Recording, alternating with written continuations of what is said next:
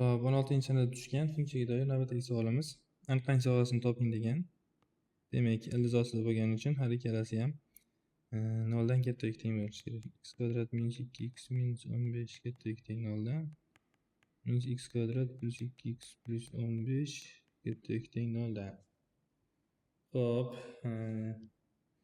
mana buni ko'paytiradigan bo'lsak minus 1 ga. Shunda bizda x kvadrat minus 2x minus 15 kattaroq teng 0 dan x kvadrat minus 2x minus 15 kichikroq teng 0 dan ko'rinishiga keladi. Endi mana bu ikkalasi bitta ifoda bo'lishi uchun bir vaqt o'zida ham 0 dan katta, ham 0 dan kichkina bo'la olmaydi. Shuning uchun x kvadrat minus 2x minus 15 teng 0 sharti bajarilishi kerak. Endi buni yechadigan bo'lsak, x1imiz 3, x2imiz esa